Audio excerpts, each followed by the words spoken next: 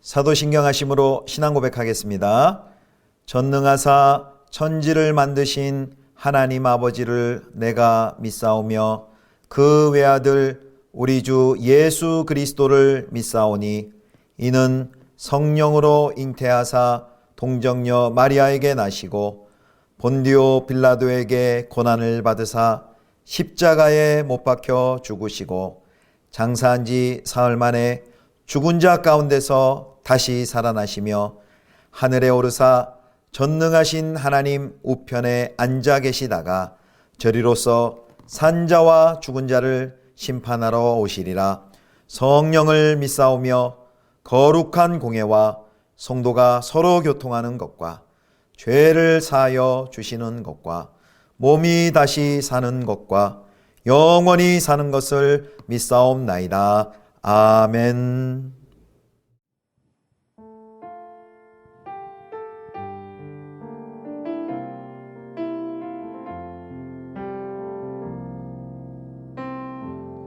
따스한 성령님 마음으로 보내 내 몸을 감싸며 주어지는 평안함 만족함을 느끼네. 사랑과 진리에 한 줄기 빛 보내 내 몸을 감싸며 주어지는 평안함 그 사랑을 느끼네. 부르신 곳에서 나는 예배하네. 어떤 상황에도 나는 예배하네. 부르신 곳에서 나는 예배하네. 어떤 상황에도 나는 예배하네.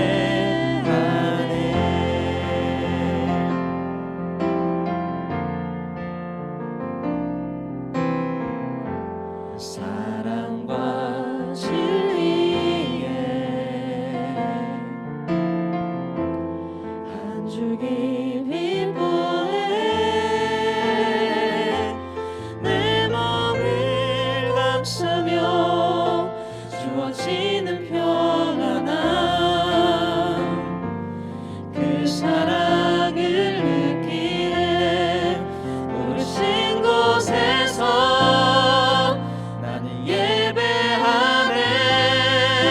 어떤 상황에도 나는 예배하네.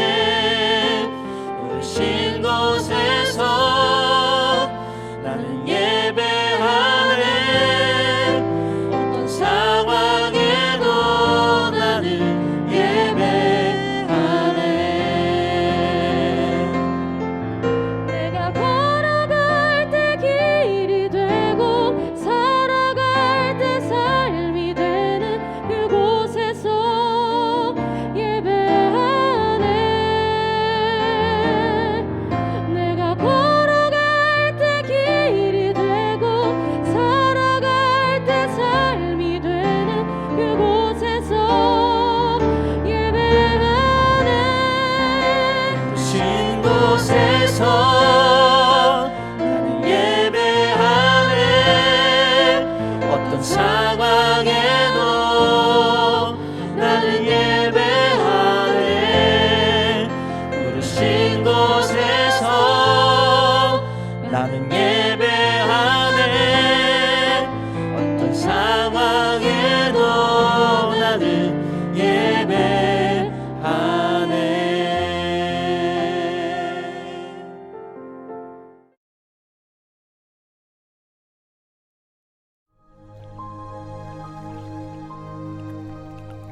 그 후에 예수께서 디베랴 호수에서 또 제자들에게 자기를 나타내셨으니 나타내신 일은 이러하니라. 시몬 베드로와 디두모라 하는 도마와 갈릴리 가나 사람 나다나엘과 세베대의 아들들과 또 다른 제자 둘이 함께 있더니 시몬 베드로가 나는 물고기 잡으러 가노라. 우리도 함께 가겠다. 하고 나가서 배에 올랐으나 그날 밤에 아무것도 잡지 못하였더니 날이 새어갈 때에 예수께서 바닷가에 서셨으나 제자들이 예수이신 줄 알지 못하는지라. 얘들아, 너희에게 고기가 있느냐? 없나이다. 그물을 배 오른편에 던지라. 그리하면 잡으리라. 하시니 이에 던졌더니 물고기가 많아 그물을 들 수 없더라. 예수께서 사랑하시는 그 제자가 베드로에게 이르되 주님이시라. 시몬 베드로가 벗고 있다가 주님이라 하는 말을 듣고 겉옷을 두른 후에 바다로 뛰어내리더라. 다른 제자들은 육지에서 거리가 불과 한 50칸쯤 되므로 작은 배를 타고 물고기 든 그물을 끌고 와서 육지에 올라보니 숯불이 있는데 그 위에 생선이 놓였고 떡도 있더라. 지금 잡은 생선을 좀 가져오라. 시몬 베드로가 올라가서 그물을 육지에 끌어올리니 가득히 찬 큰 물고기가 153마리라. 이같이 많으나 그물이 찢어지지 아니하였더라. 와서 조반을 먹으라. 제자들이 주님이신 줄 아는 고로 당신이 누구냐 감히 묻는 자가 없더라. 예수께서 가셔서 떡을 가져다가 그들에게 주시고 생선도 그와 같이 하시니라. 이것은 예수께서 죽은 자 가운데서 살아나신 후에 세 번째로 제자들에게 나타나신 것이라. 성도 여러분, 좋은 아침입니다. 오늘도 주님 안에 행복한 하루 되시기를 축복합니다. 오늘은 요한복음 21장 1절에서 14절까지의 말씀으로 주님이 차려주신 밥상이란 제목으로 함께 하나님 말씀 묵상하도록 하겠습니다. 오늘 본문에서 예수님께서 부활하신 예수님께서 제자들을 찾아가십니다. 어제와 시간과 공간이 바뀌는데요. 오늘의 배경은 갈릴리 호수입니다. 오늘 본문에서는 디베랴 호수라고 나와 있는데요. 갈릴리, 디베랴 같은 지명을 말합니다. 그 3년 전 예수님께서 갈릴리에서 하나님의 백성들, 그 제자들 데리고 그곳에서 하나님 나라의 꿈을 품고 사역을 시작하셨는데 이제 부활하신 후에 그곳을 다시 방문하시는 것이죠. 예수님께서는 참 신방의 달인이십니다. 하늘 보자 버리고 이 땅에 찾아오신 것이 신방이신데 이제 그 제자들을 또 찾아서 신방하시는 모습이 오늘 나와 있습니다. 오늘 본문에 보면 베드로가 물고기 잡으러 간다라면서 갈릴리 호수로 내려가 있습니다. 예수님께서 왜 그 베드로와 제자들을 신방하셨을까요? 그 이유를 오늘 살펴보고 우리 결론에서 그 이유를 확인해 보도록 하겠습니다. 자, 먼저 예수님께서 제자들을 찾아가셔서 하신 일은 물고기를 잡게 하십니다. 자, 베드로를 제자로 부르시는 그 장면이 누가복음 5장에 나와 있는데 그 장면을 이렇게 재현하는 듯 보입니다. 자, 3절을 보겠습니다. 3절, 21장 3절. 시몬 베드로가 나는 물고기 잡으러 가노라 하니 그들이 우리도 함께 가겠다 하고 나가서 배에 올랐으나 그날 밤에 아무것도 잡지 못하였더니 예수님을 만났던 누가복음 5장에서처럼 이날도 물고기를 하나도 잡지 못하는 그런 일이 발생을 합니다. 그러자 예수님께서 물어보시죠. 3년 전하고 똑같아요. 너희에게 고기가 있느냐라고 물어보자 제자들이 하나도 잡지 못했습니다. 이렇게 대답을 합니다. 그러자 6절과 같이 말씀하십니다. 6절 이르시되 그물을 배 오른편에 던지라 그리하면 잡으리라 하시니 이에 던졌더니 물고기가 많아 그물을 둘 수 없더라. 아멘. 누가복음 5장에서는요. 그 당시 어부들의 상식에 반하는 명령을 하시죠. 깊은 데로 가서 그물을 내리라 하는데 여기 요한복음 21장에서도 비슷한 명령을 하십니다. 뭐냐면 배 오른편에 던지라 라고 말합니다. 마치 지금 이런 21장 요한복음 21장에 예수님께서 제자들을 찾아 갈릴리에 오셔서 하시는 그 언행들이 마치 누가복음 5장 예수님께서 제자들을 처음 부르셨을 때 그때를 염두에 두고 그런 상황을 연출하고 계신 것으로 보입니다. 자, 두 번째, 예수님께서는 제자들을 위해서 아침 밥상을 차려주십니다. 자, 제자들이 물고기 잡고 있을 때 육지에 준비된 숯불을 펴놓고 거기에 떡을 굽고 그리고 잡은 물고기를 가져오게 하죠. 그런데요, 여기 숯불이 중요한데 이 숯불구이, 뭐 떡도 굽고 너무나도 고소한 냄새와 맛있는 식사가 될 터인데 숯불을 봤던 베드로의 가슴이 철렁했을 것입니다. 왜냐하면요, 21장 9절 한번 보겠습니다. 육지에 올라보니 숯불이 있는데 그 위에 생선이 놓였고 떡도 있더라. 아멘. 이 숯불을 볼 때요, 베드로가 뭘 생각했을 거냐 하면은 베드로가 예수님을 부인했을 그 자리에 있었던 숯불이 생각났을 것입니다. 또 여기 요한복음 21장 9절에 나와 있는 이 숯불이란 그 헬라어 단어가 안드라키안인데, 그것은 요한복음 18장 18절에 베드로가 예수님을 배반했을 때 표현된 그 장면의 그 단어와 정확하게 일치하는 단어입니다. 숯불. 추위와 허기에 시달리는 그들에게 따뜻한 숯불에 구운 고소한 그 빵 굽는 냄새가 그 갈릴리 해변에 아마 가득했을 텐데요. 그 베드로는 그 숯불 넘어 보이는 그 예수님의 시선을 마주쳤을 때 많이 놀랐을 것입니다. 말씀드렸듯이 그것은 생각하기 싫은 사건, 즉 베드로가 예수님을 부인하던 그날 밤을 생각나게 하는 거거든요. 특별히 베드로가 예수님을 부인할 때 숯불이 앞에 있었고요. 그리고 그 누가복음 22장 61절을 보면 그 숯불을 사이에 두고 예수님께서 그 뒤돌아보셨던 그 모습이 기록되어 있습니다. 자, 누가복음 22장 61절입니다. 주께서 돌이켜 베드로를 보시니 베드로가 주의 말씀 곧 오늘 닭울기 전에 내가 3번 나를 부인하리라 하심이 생각나서, 예수님께서 이렇게 뒤돌아서 베드로와 눈이 마주치는데요. 그 숯불을 사이에 두고 숯불을 중심으로, 그 불꽃을 중심으로 서로의 시선이 마주쳤던 것이죠. 그런데 지금 갈릴리 바닷가에 똑같이 숯불이 피어오르고 있고요. 그 숯불을 중심으로 예수님과 베드로의 시선이 지금 마주치고 있습니다. 아마 베드로의 시선이 상당히 요동쳤을 것입니다. 그래서 여기 예수님께서 이렇게 하신 것은요, 분명히 의도를 가지고 계신 것이죠. 그 숯불은 추위에 떨던 그 제자들의 그 몸을 따뜻하게 해주는 역할도 하고, 또 맛있게 숯불로 물고기와 떡을 굽는 그 역할도 하지만, 또 중요한 것은요, 예수님께서 그 베드로의 마음을 치유하시기 위해서 그 숯불을 피셨다라는 것입니다. 그래서 상담학에서는 실제 정서적으로 깊은 상처를 입은 사람들의 그 상처를 치유할 때 그 사람이 받은 그 상처의 현장을 이렇게 떠올리게 해서 그곳으로부터 용서와 화해를 통한 치유를 한다고 합니다. 어쩌면 예수님도 그 베드로의 그 죄책감, 베드로의 좌절감을 치유하시기 위해 의도적으로 그 배반의 현장과 똑같은 동일한 환경, 동일한 세팅을 만드셨을 것입니다. 그 아픈 기억으로부터 베드로를 치유하시기 위함이시죠. 사랑하는 성도 여러분, 우리 성도님들에게는 어떤 상처의 현장이 있습니까? 그곳에 예수님께서 방문하셔서 꼭 치료해 주시기를 소망합니다. 자, 그 다음에 이제 물고기와 빵과 물고기를 한번 생각해 보겠습니다. 갈릴리 새벽에 제자들과 나누었던 그 빵과 물고기는 1년여쯤에 6월절이죠. 6월절쯤에 예수님께서 행하셨던 그 이적, 오병이어의 이적을 생각나게 했을 것입니다.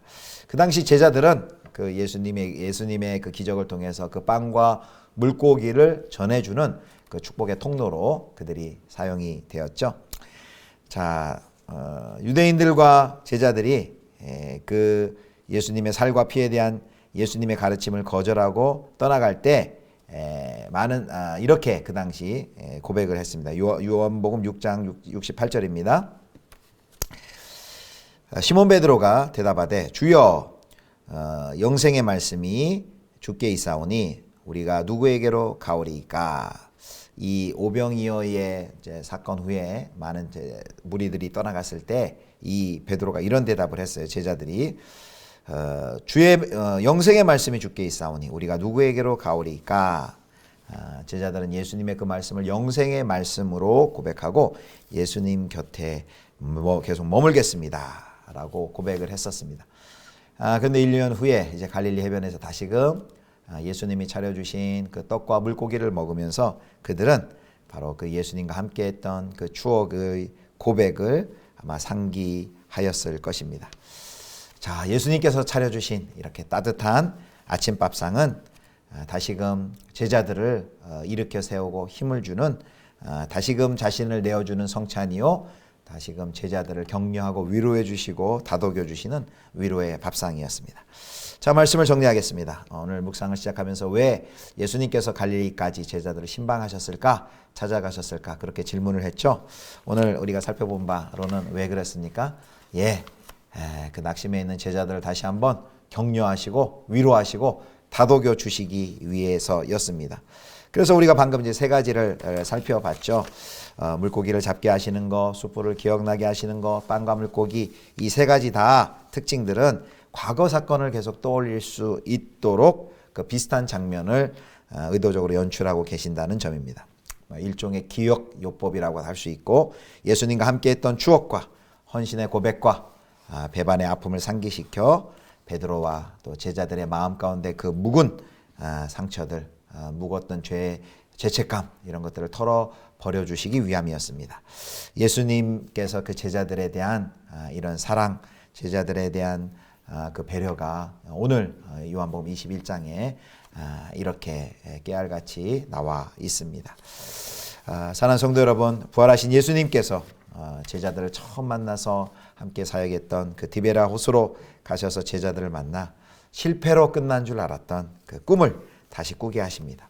부활하신 예수님께서는 동일하게 우리가 하나님 나라를 향한 꿈을 포기하시지 않도록 지속적으로 우리를 격려하시고 용기를 주시면서 주저앉은 우리를 일으켜 세우십니다. 사랑하는 성도 여러분, 이번 한 주간 이런 예수님의 신방을 받으셨으면 좋겠습니다. 예수님의 격려와 또 위로를 꼭 경험하시기를 소망합니다. 수고의 열매가 없고 노력의 끝이 보이지 않는 우리의 일상에도 우리 예수님께서 찾아오셔서 신방 오셔서 자, 쉬고 먹으라 위로하고 채워주실 것을 믿습니다. 그리고 그것을 위해 특별히 우리 사랑하는 성도 여러분들이 이번 한 주간 그 예수님의 신방 대원이 되면 좋겠습니다. 예수님의 손과 발이 되어서 예수님의 위로가 필요한 분들에게 이렇게 전화도 좀 하시고, 그리고 이제 이번 주부터 거리두기도 이제 해제가 됐는데 오랜만에 좀 연락하셔서 그동안 소원했던 그 밥상 교제도 다시금 또 시작하시고 이런 친밀한 회복의 시간이 우리 성도 여러분들 가운데 있었으면 좋겠습니다. 그 자리, 신방, 예수님의 마음을 가지고 예수님의 이름으로 신방하는 그 자리 가운데 우리 하나님의 위로가 분명히 그 자리에 함께 할 것입니다. 기도하시겠습니다. 하나님 아버지, 실패하고 넘어진 제자들에게 찾아오시사 그들을 회복시키고 위로하시는 따뜻한 예수 그리스도의 사랑에 감사드립니다.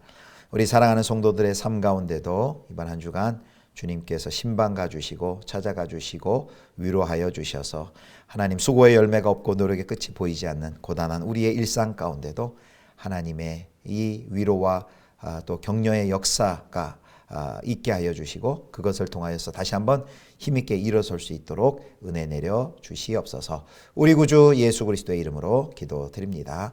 아멘. 주님 가르쳐 주신 기도하겠습니다. 하늘에 계신 우리 아버지여, 이름이 거룩히 여김을 받으시오며 나라의 임하옵시며 뜻이 하늘에서 이룬 것 같이 땅에서도 이루어지이다. 오늘날 우리에게 일용할 양식을 주옵시고 우리가 우리에게 죄 지은 자를 사하여 준 것 같이 우리 죄를 사하여 주옵시고 우리를 시험에 들게 하지 마옵시고 다만 악에서 구하옵소서. 대개 나라와 권세와 영광이 아버지께 영원히 있사옵나이다. 아멘.